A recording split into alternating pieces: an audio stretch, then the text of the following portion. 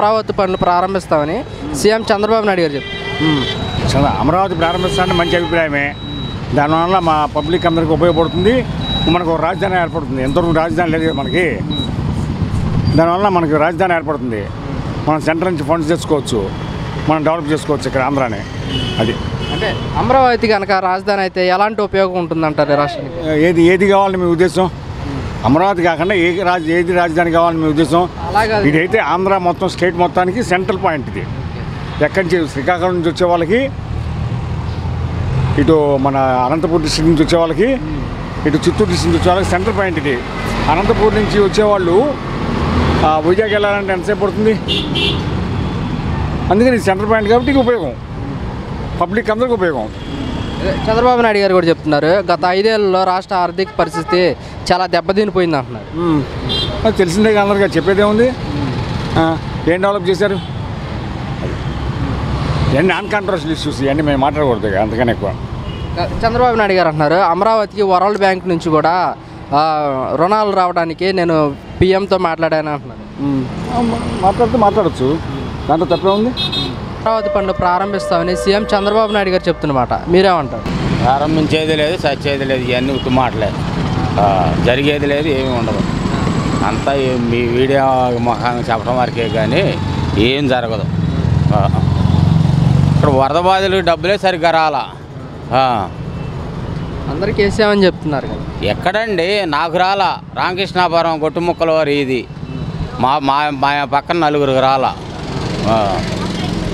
వరద బాధలకు డబ్బులే కరెక్ట్గా రాలా. ఇంకేంది చేసేది, ఇచ్చేది అలాగే చెబుతారు టీవీలోనే. అందరికి ఇచ్చేసాం, 2% కూడా మొన్న వేసామని చెబుతున్నారు. ఇప్పుడు కలెక్టర్ ఆఫీస్కి వెళ్తే లేదు, అక్కడ మూలా నక్షత్రం గొడుగు మీదకి వెళ్ళిందన్నారు. అక్కడ సమాధానాలు చెప్పేవాళ్ళే. కలెక్టర్ ఆఫీసులో పెట్టాం ఫైళ్ళు, దరఖాస్తులు, అవి ఎంతమంది సమాధానం లేదు. సచివాలయానికి వెళ్ళారా? సచివాలయంలో సమాధానమే లేదు. 242 సచివాలయం రామకృష్ణాపురం, సమాధానాలు చెప్పేవాళ్ళు లేదు. ఏమంటున్నారు మీరు అడుగుతుంటే? ఫైల్ కలెక్టర్ ఆఫీసులో పెట్టండి దరఖాస్తులు అన్నారు. కలెక్టర్ ఆఫీసులో పెట్టాం. 1వ తారీఖు నాడు 30వ తారీఖు నాడు పెట్టాం. మేమేమో మా పక్కన వాళ్ళు ఇంత మడికి రాలి, అసలు ఏం సమాధానం లేదు. ఇంటికి వచ్చి ఫోటోలు తీసుకెళ్ళారు, ఇంట్లో పెట్టి ఫోటోలు తీసుకెళ్ళారు. వాళ్ళ ఎయిర్పేషన్గా వచ్చారు, చూసుకున్నారు, అన్నీ అయినాయి. డబ్బులు మాత్రం పడతాయి. అది మునిగిపోయి ఇంతలోతు కబోర్డులు పోయి, మంచం పోయి, ఇన్ని పోయినా కానీ మాకు డబ్బులు పడలా. అందరికీ వేసాం వాళ్ళ అకౌంట్లోనే అని చెప్తున్నారు కదా. అసలు రాలా. వస్తే ఎందుకు మళ్ళీ? ఇప్పుడు కలెక్టర్ ఆఫీస్కి వెళ్ళి వస్తాం, ఇప్పుడే వస్తున్నాం. కలెక్టర్ ఆఫీస్ నుంచి ఇటు నుంచి వస్తున్నాం, లేదు డబ్బులు పడలా. అదే అమరావతిలో రోడ్లు కానివ్వండి, ఇతర నిర్మాణ భవనాలు కూడా ప్రారంభిస్తామని చెప్తున్నారు. నాకు తెలిసి జరగవు అండి, ఇవి జరగవు. అవు ఇప్పుడు 10 సంవత్సరాల నుంచి అమరావతి అన్నారు, ఏమీ జరగదు. అమరావతిని కట్టడం నా లక్ష్యం అంటున్నారు కదా చంద్రబాబు నాయుడు గారు. చూస్తాంగా, జరిగేది ఏమి ఉండదని అనుకుంటున్నాను నేను. గత 5 ఏళ్లలో రాష్ట్ర ఆర్థిక పరిస్థితి మొత్తం కూడా దెబ్బతినిపోయింది అంటున్నారు.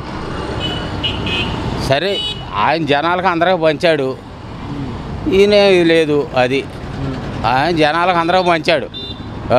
ప్రతి ఇంటికి డబ్బులు ఇవ్వకుండా లేదు నాకు తెలిసి. అయితే ఆయన ఇచ్చాడు, ఇంత మడికి లేదు. రైతు భరోసా అన్నాడు, రైతు భరోసా ఇంత మడి సమాధానమే లేదు. రైతు భరోసా ఎక్కడేస్తున్నాడు? అయితే 13 ఏళ్ళు ఎంతో కొంత డబ్బులు పడినాయి రైతు భరోసా, ఏం లేదు. అది చంద్రబాబు నాయుడు గారు అసెంబ్లీలో నాకు ఈ సూపర్ 6 పథకాలు చూస్తుంటే భయం అవుతుంది, రాష్ట్ర ప్రజలు మొత్తం కూడా అర్థం చేసుకోవాలంటున్నారు కదా. అది మరి దేనికి ఇవ్వాలి హామీలు? అలా కాదండి, దేనికి ఇవ్వాలి? సూపర్ 6 హామీలు దేనికి ఇవ్వాలంటున్నా? ఫ్రీ బస్ అని, రైతు భారతకం అని, రైతు భరోసా అని, ఇవన్నీ దేనికి ఇవ్వాలి హామీలు? భయం వేసేటప్పుడు ముందు తెలియదా ఆర్థిక పరిస్థితి ఇలా ఉందని? తెలుసు కదా. తెలిసి మళ్ళీ ఇప్పుడు ఎందుకు మరి ఇలా చెప్పటం? తెలిసి హామీలు ఇచ్చావు, చెయ్యాలి. చేయగలిగితేనే ఇవ్వాలి హామీలు. చేయలేనప్పుడు ఎందుకు హామీలు ఇవ్వటం? హామీలు ఇచ్చావు, నువ్వు చేయట్లేప్పుడు. అది అంటే జగన్మోహన్ రెడ్డి ఆ పథకాలు ఈ పథకాలు పెట్టి నాశనం చేశాడు, ఖజానా చూస్తేనేమో ఖజానా మొత్తం ఖాళీగా ఉందంటున్నాడు కదా. ఆయన వెళ్తా 17 కోట్ల 8 కోట్ల ఉంచెళ్ళానని ఆయన చెబుతున్నాడు. ఈయన 17 ఖజానా ఖాళీ చేశాను ఈయన చెబుతున్నాడు. అవన్నీ ఇక అలా చెప్పుకునే మాటలేకాయి. ఖాళీ చేసిన ఏం చేసిన ఆయన దివాళా తీపిచ్చాడు, ఆయన అప్పుల పాలు అయ్యాడు అనేక నీకు జనాలు నమ్మి ఓట్లు వేసారు. నువ్వు చేసేది ఏముంది? ఇప్పుడు ఆయన చేశాడు, ఆయన దివాళా తీపిచ్చాడు. నువ్వు మేలు చేస్తావనే నీకేసారు అందరూ. మరి నువ్వేం చేస్తున్నా అన్న? పథకాలు ఏమైనా జామ అవ్వాలిగా. ఏ పథకం అమలు అవుతుంది? ఆ పెన్షన్ ఒకటి మాత్రం అందరికీ ఫస్ట్ అన్నట్టు పెన్షన్ ఇస్తున్నాం. అది మరి ఇప్పుడు చెప్పిన పథకాలు అమలు చేయకపోతే మరి ప్రభుత్వం మీద వ్యతిరేకత వచ్చే అవకాశం ఉంది కదా? ఎందుకు రాదు? రేపు జగన్మోహన్ రెడ్డికి బతిని కట్టే ఈయనకి పట్టుద్ది. ఏముందో మరి తేడా ఉండదు. ఆయన ఎలా అయిందో ఇది ఆయన తిని ఆయన ఇది చేశారో ఈయనకి లేకుండా ఈయన ఇది చేస్తారు. అది పెద్ద తేడా ఉండదు. డిసెంబర్ నుంచి అమరావతి పనులు ప్రారంభిస్తామని చంద్రబాబు నాయుడు గారు చెప్తున్నారు. దీనిపై మీ అభిప్రాయం ఏంటంటే మీరేం చెప్తారు? ప్రారంభిస్తారు. పని మొదలవుతుందని మేము ఆశిస్తున్నాం. అయితే అమరావతిలో కూడా రోడ్డు నిర్మాణాలు కానివ్వండి, రోడ్ల పని కానివ్వండి, మొత్తం త్వరలోనే పూర్తి చేస్తామంటున్నారు. టైం పడుతుంది కదా, మరి మధ్యలో ఆపేశారు. కొనసాగే పనులు అవన్నీ మళ్ళీ చక్కదిద్దుకొని చేయాలి కదా. ఎవరైనా ఇల్లు కడుతున్నాము, మధ్యలో ఆపామనుకోండి, మళ్ళీ మొత్తం అంతా ప్లాన్ ఎలా అయింది, మా మేస్త్రి మారాడు, మొత్తం మళ్ళీ అర్థం చేసుకోవాలి కదా. మధ్యలో వచ్చినప్పుడు అన్నీ డ్యామేజ్ అయినాయి కొన్ని అవన్నీ చేయాలి. చంద్రబాబు నాయుడు గారు కూడా అంటున్నారు గత 5 ఏళ్లలో రాష్ట్ర ఆర్థిక పరిస్థితి కూడా చాలా దెబ్బతినిపోయింది అంటున్నారు. No comments. అది అందరికీ తెలిసిన విషయం. మన సంపాదన 10 రూపాయలు ఉన్నప్పుడు 20 రూపాయలు ఖర్చు పెడితే ఏమవుతుంది? అది మాత్రం చెప్పాలి. ఎందుకంటే నేను ఆర్థికవేత్తని కాదు, నేను ఫైనాన్స్ నాకు తెలియదు, గవర్నమెంట్ ఫైనాన్స్. నేను ఒక ఇండస్ట్రియలిస్ట్ని, నేను ఇండస్ట్రీ మూసేసుకున్నాను. దాన్ని బట్టి అర్థం చేసుకోవచ్చు ఎవరైనా. ఈ 100 రోజుల పరిపాలన ఎలా ఉందంటే ఏం చెప్తారు? ఇప్పుడు దాకా బాగానే ఉంది. అది కాకపోతే రేట్లు ఇవి ఉన్నాయి కదా, నూనె వస్తువులు రేట్లు, నూనె బాగా పెరిగిపోయింది. అదే ప్రాబ్లం ఉంది నాకు తెలిసి. నూనె ఒకటే బాగా ప్రాబ్లం ఉంది. నూనె పెరగటం వల్ల బాగా ప్రాబ్లం ఉంది. అదొకటి ఏదైనా సబ్సిడీ ఇవ్వటం తగ్గించటం కేంద్రం పెంచింది అంటారు, రాష్ట్ర ప్రభుత్వం సబ్సిడీ ఇస్తే బాగుంటుంది అనుకుంటున్నాను నేనైతే. ఇప్పుడు దాకా మాకు ప్రాబ్లం అంటే నూనె ఒకటే ప్రాబ్లం అయ్యింది. నిత్య కూరగాయల రేట్లు ఎలా ఉన్నాయి? కూరగాయల రేట్లు కూడా బాగానే పెరిగినాయి, మొత్తం పెరిగినాయి. రేట్ల వరకు తగ్గిస్తే బాగుంటుంది అనుకుంటున్నా. ఇంకా అది ఈ 90 రోజుల పరిపాలనలో రేట్లు బేభత్సంగా పెంచేశారు. ఆ రేట్లు తగ్గిస్తే బాగుంటుంది.